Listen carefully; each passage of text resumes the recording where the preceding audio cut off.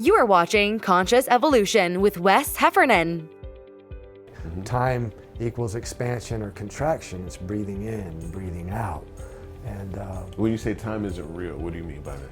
well, time's a concept that only has value in relation to, where you are and where you're going, right? There's cycles. Cycles are real, right? But how much time is in a cycle for an individual is personal to that individual. Yes, we have seconds, we have minutes, we have days based on, that's not time, that's based on the solar cycle, right? We create that into something that represents time on a watch so that we can say, hey, how long did it take us to get from here to here? Or how much time, time and space are kind of sort of interconnected with each other, right? Einstein tells us that. And so it's not real in a sense of, what's the easiest way to say it? It's not real in a sense that it's definite, right? Okay. Your how much time you have or how much time any of you all have is going to be different than what I may have. Okay. How long it takes one of you or you to learn something or to move from point A to point B is relevant to you, right? And it may be different than me. And again, tying space into it, we all hold our own space. And so therefore we all hold our own time, and because they're interconnected. Another way to think of it is, we measure space, distance and time. You can say, how long is this trip? Well, Right. We can say it's a 2-hour long trip, or we could say it's a 100-mile long trip. Right. And so the concept of time in that sense isn't real without the connection to The individual. space and the individual that space that individual takes up. Does that make sense? Yes. Certainly something that we're going to dive much deeper in. It was right off the bat, I guess, the biggest thing I got out of the Innovation Museum is, once again, the Trinity shows up. You have power, you have space and time. Space and time being math, structure, right? And so those three concepts working together is what created the evolutionary process that museum was actually speaking to and expressing. So it's really, it began to open my eyes to be super excited about what was coming up. And again, we didn't know what, while I knew my A's and B's were for work, I really Right. had no idea what my A's and B's were going to be as far as tying channels together, what we were going to do, what we were going to find.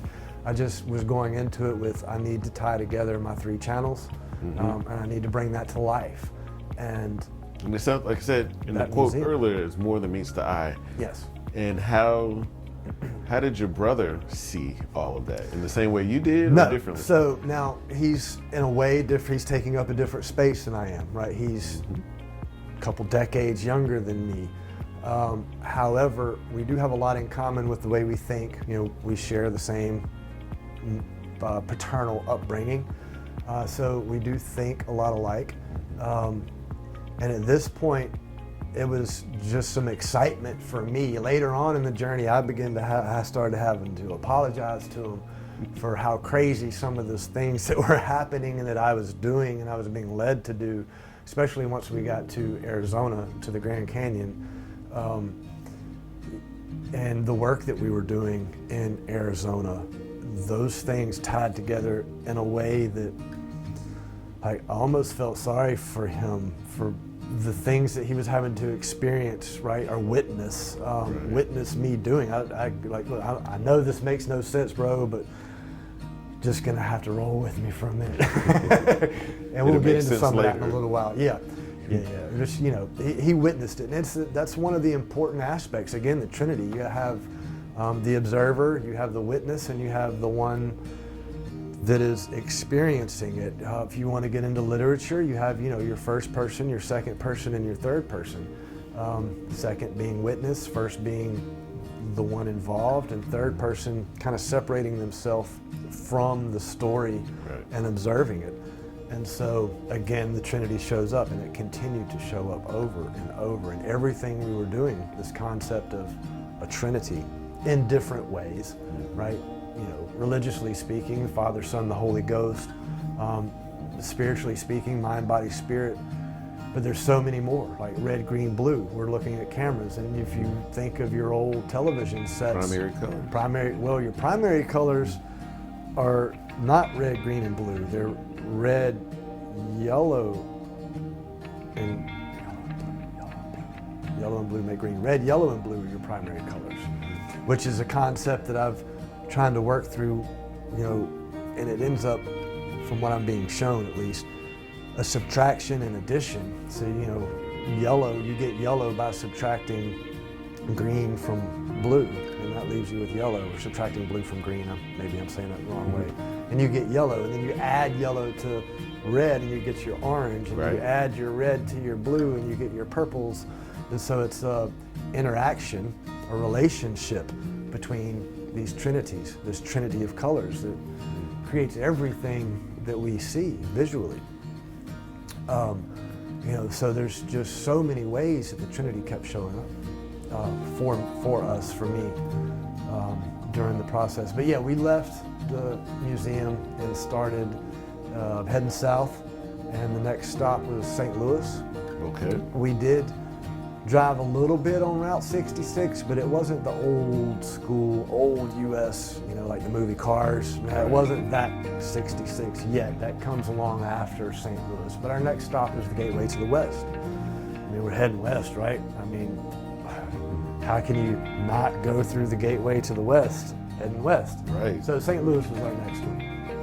And that was where I was really curious, like, man, how is this going to play into bringing everything together? Like, what could I possibly find at the archway in St. Louis that's going to tie together family stones, traveling builders, and conscious evolution? Like, what's that going to be? Well, it didn't take long. It didn't take long at all. We did make the drive, we got there, and the next morning we got up and went out to the arch, and, you know, I'm looking at it and I'm thinking, you know, looking at the archway, and I'm just standing there saying, like, arcs and angles, right? Like, that's geometry, arcs and angles, and I'm standing right there by the arch looking at it, and it just hits me like angels. Like, arcs and angels, right? But archangels, angels. And so, you know, when we get into this idea a little later with the spherical fractal expansion of nothing to all things, there's this realm in there that speaks to archangels. And they really are the ones that hold together and create the structure that in the story, right, that we live in and that we move through and that we experience. And each one of the archangels holds a particular reference point within that structure that allows us as human beings to separate ourselves into our own unique experience and expression of the whole, of the one. We survived another day of the journey, and we sit here at, well, obviously, the Arch Gateway to the West in St. Louis, Missouri. I hope you enjoy the tour of not only the top of this baby, but we're also going to go through the museum that's underneath and see how we can find ways to tie this part of our trip, this part of our journey, into the greater story of not only conscious evolution, but also traveling builders and family stones. Remember, this journey across America is about tying together the Rockman universe, which includes all three of our platforms. So if you find this interesting, be sure to go check out the others. Traveling Builders is going to give you a different perspective of our trip here, the more fun, explorative perspective, whereas, you know, Conscious Evolution has intent and purpose in looking for ways to tie these things together, ways to bring the story to life regarding the journey of consciousness itself, the expansion and process itself. Thanks for watching. Join us next time on Conscious Evolution. Don't forget to subscribe.